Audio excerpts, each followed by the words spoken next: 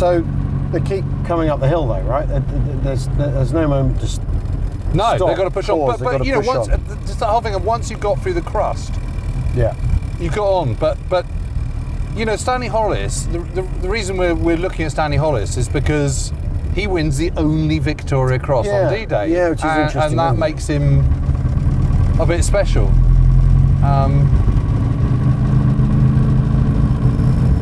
You know, he's already been in Tunisia. Yeah. So he's seen plenty of action. I think he was in Dunkirk as well. Really? Yeah, I think so. Right. But you know, he's one of those old kind of war horses. He's been there, done it, got the T-shirt. You know, he's a really interesting character. Yeah. After war, sort of struggled to settle. I think he became a truck driver, long distance truck driver. Then took on a pub. Yeah. Lots of people would come and see him and go, "Oh, you're Stanley Hollis, aren't you?" And he'd quite often punch them. You know, he was not a man to blow his own trumpet by any stretch of imagination. But his actions on D-Day are just amazing. You know, that bit that we've just looked at is incredible. But this in itself, I know. I mean, theory, if you want to defend it, if you want to defend it, this is every corner is a fresh place to have a machine gun. Yes, and you've got closing down every retreating street. Germans, and you've got other Germans behind the back, behind that crust. You've still got supply dumps and all the rest of it. Yeah. So it's not like it's completely devoid of troops. There's places, pockets that you're going to have to clear, but there aren't many. You know, the crust is the main effort. That's the point. So it's the first bit of graffiti there. Oh yeah, look at that.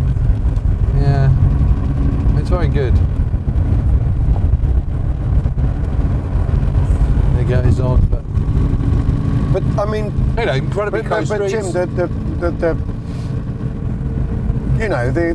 the hoary old argument is the Germans are like better tactically than the Allies, right? And particularly than the British. This is so eminently defendable. How could you ever let anyone off that beach? It's amazing, isn't it? And out through this town. And there you go. Look at that. Oh wow! Yeah. That's really good. Complete with the misspelling. It's just beautiful. Yeah, assembly area. I know. Tommy was here. Look at that. I know. Isn't it good? Look at that. Tyneties 40, Tyneties 55. Yeah.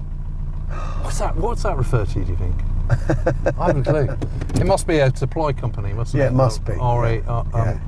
RASC or something. Yeah. Look at it. Yeah. Absolutely amazing. It's really good, isn't it? Yeah, it's super cool. That is so cool. Super cool.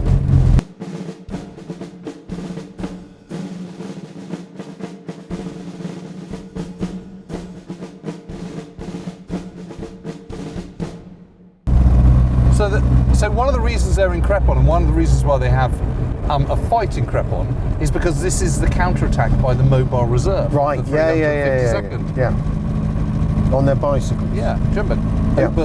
What's his name? Major Mayer or whatever his name was, who gets killed, and they abandon the bicycles. They come back, and where they're aiming for is Crepon. Yeah. And that's why Stanley Hollis and his mates come up against. Bash into these guys. Bash into these guys. This is all part of the counterattack. And this is why it's late that afternoon, because this is where the 352nd. But the regiment that's holding the line on the coast, they've just gone. Yeah. You know, that's it. They've had it. And that's why they're able to get up here. There's no one defending it until they bump into the reserve of the 352nd. So, but again, I'm going to show you where part 2 of his action, and then we'll go and see the statue. Yeah. So this counterattack is coming sort of basically this way. Right. And this is Le Pavilion Farm. And what they're doing is by this point, Stanley Hollis, although he's the company sergeant major of D Company of the 6th Green Howards, he's 16 platoon commander. Right. Because Rusty Hills, who's the platoon sergeant, he's been drowned. Right. As they get off the boats. Yeah. He just sinks, and that's the end of him. He's gone. Yeah. Yep. Lieutenant Kirkpatrick, he's been killed. Right. So platoon commander's gone. So he's now acting commander of 16 platoon. Okay. In that kind of ad hoc way that you suddenly had to just sort of step into the breach. And they're moving along this, and they're not quite sure where the enemy are, and they're trying to clear the whole of Crepon. Yep. And he comes to here, and he sees this frightened boy in the courtyard here. And the frightened boy sort of starts jabbering in French at him. and he thinks that means there might be enemy. Yeah. So he immediately goes into kind of hyper alert mode. Right. So he goes, right, come on boys, come with me. And they go down here, down the edge of the thing, and can you see that wall? Yeah. You know, this is private property, so we can't go any further than this, but the wall, that wall there cuts down at an angle, and there's like an alleyway between the house and that wall. And Yeah. the wall then ends, and then there's like a narrow orchard, and at the end of that orchard there's that tree line. Yeah. So they move into there, and he sort of sneaks around and has a look. Suddenly, phoom, and it whaps into the wall above him, and he thinks, okay, so there is enemy about. So he then comes back here, where the rest of his platoon is waiting, picks up a pier and goes, right, come on, lead section, we're going to go and get these guys. He gets 2 people with a Bren gun, got 2 Bren gunners, and he's got a whole bunch of mates, and he goes, right, we're just going to go and charge this position. So he goes down that wall, creeps down that hole, has a look, and he can see 2 dogs, obviously the farmhouse dogs, at the far end of the orchard, and they're wagging their tails, and he immediately thinks, there's people there. There's people there. So he thinks, yikes, and he has another look, and he thinks he can see a barrel of a gun. I mean, this is Northern Ninja stuff. Yeah. This is amazing. It's absolutely amazing. And literally a split second later, boom, whams into the wall above him, it's a bullet. So he thinks, okay, right, there are enemy there, we need to do something about it. So he comes back here, goes, all right, boys, you know, I'm going to grab the pier. What I want is a section of men, I want 2 Bren guns, we're going to go and we're just going to charge this position. Yeah. So Bren guns go immediately and run into the ground, get onto the ground, covering fire, we're going to assault the end of that position. Right. And I'm going to try and take out the gun with a pier. So he charges in, the 2, and he moves into a kind of rhubarb patch with his, just over there, with his Piat, fires at it, and it falls short. Right. And immediately, moment later, he sees the barrel kind of emerging, you know, moving in the gun and going straight towards him. Yeah, yeah. And he just thinks, I'm toast. He ducks down and the shell goes over his head. The other guys have all been killed or wounded. Yeah. But the 2 Bren gunners are there. So he goes, come on boys, come back, just pull back and we'll regroup. Start again, yeah. Yeah. So he charges back, runs back with his Piat, comes back here, and he realises the 2 Bren gunners aren't with him, so he thinks, well, I can't leave them in the lurch. So he grabs another Bren gun, charges into the field and just goes shooting from the hip, sprays the wall, gets the 2 guys back out and pulls back out. Bloody hell. Yeah. And that's what gets him his VC. Jesus. And it all happens here, it's just absolutely amazing. Unbelievable. And it's literally, it's not very long, it's like a narrow orchard, and that orchard is still there. You can still see the apple trees and everything. So that's what happens. And you know, it is an amazing action. When you add that to the kind of charging of those bunkers down at Montfleury, that's a hell of a thing. Should we go and look at the memorial? Yeah, because actually the statue there is based on Stan Hollis. Oh, right. You know, it is a generic Green Howards one, but it is supposed to be him. What, complete with terrible teeth? No, he looks a bit... He looks a bit more square-jawed than might have been the reality. Poor old Stan Hollis, the Northern Ninja. Yeah, no, he's top lad though, isn't he? Yeah.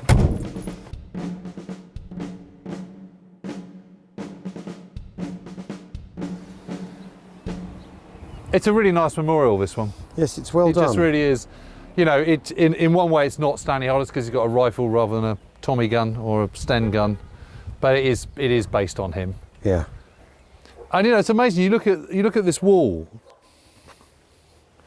and you kind of think, that's actually quite a lot of people killed from one battalion. Yeah. You know, that is a lot. I mean, admittedly, that's the whole Normandy campaign, but it's only 70 days, isn't it? 70 odd days. That's the guts of a battalion, that. That is the guts of a battalion. That's exactly it.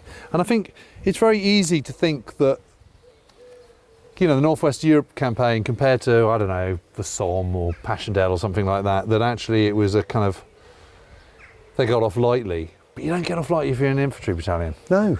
It's absolutely brutal. And you know, actually the casualty rates are worse than they were in 1914 to 18. Yeah. As taken as a whole. Yeah. And you know, one has to remember that in the entire Normandy campaign, there's daily average casualty rate is 6,785, which, you know, so basically you take all the casualties divided by the days of the battle, and that actually is worse than the Somme, Passchendaele and Verdun. Yeah, yeah. You know, so it is absolutely brutal. Well, thank God it only lasted 10 weeks. Yeah, because you know, this is the argument isn't about Second World War casualty figures. Is that we sustain a kind of a quarter of the casualties in Northwest Europe that we do in the First World War, but that's because we fight in Northwest Europe for a quarter of the time. Yes. It's basically a year's fighting. You know, it's a month in May. Yes, but it's also because infantry is only 14%. And also being infantry, someone has to go round that corner. Yeah, but I think the vast majority of people don't appreciate the makeup of Allied armies at this stage. No. You know, so if you take Second Army, British Second Army in Normandy, 8% in tanks, in armoured units, of which only 40% are actually in the tanks. Yeah. The rest are kind of servicing them or support vehicles or whatever. Only 14% are infantry, 22% gunners, 18% sappers, 43% service corps. Yeah. So basically, if you're talking to a Normandy veteran, chances are there's almost 1 in 2 chance that he was in the, you know, driving a truck or something, and not in the front line. The number of Thank people. you for your service, though, Jim. Thank you for your service. Yeah. Of course. Of course. Yeah. You know, this doesn't mean that it's not dangerous. Yeah. But it's nothing like as dangerous as being an infantryman. And the truth is, if you are an infantryman, your chances of getting through unscathed are statistically 0. Yeah. You will get wounded. You will get hit by something. You might die. You might not. But there will be a bullet with or a bit of mortar shrapnel or something with your name on it. Well, most likely the latter, though, because that's the thing. That's 80% of casualties are mortar or artillery, aren't they? Yeah. So it's about actually the random indirect element of warfare here. It's not the bloke necessarily the bloke pegging you and shooting you or whatever, or even covering fire that's beating ground and delaying you or whatever. It's someone on the other side of that hill who doesn't even know where you are. Yeah. So it's completely impersonal, random. It's a whirlwind of improbability, probability, impossibility, all those things at once. Yeah. You know that all those things. That Stan Hollis can run up that street under fire, and no one hits him. It's totally random, isn't it? Completely random. Because he might have been killed in the first second. Yeah, exactly. And it's that thing of it being endlessly unpredictable. Yeah, I think that's it. But you look at that list, you think that's one battalion, a battalion of 845 men. Yeah. And you think of all those are dead. They're not wounded. Yes, they're killed. They're not coming home. And the proportion tends to be for every man killed, it's 2 men wounded. Yeah, or 3. Yeah. Or 3. So what we've 8 plaques here. Yeah. That immediately takes you up to the whole battalion. So yeah, I think it does probably, because that's probably 100 men, isn't it? Plus maybe a few more. Well, 150 men. Yeah. Times that by 3 on addition. Yep. And what have you got? A bolt-action rifle from the First World War. Yeah.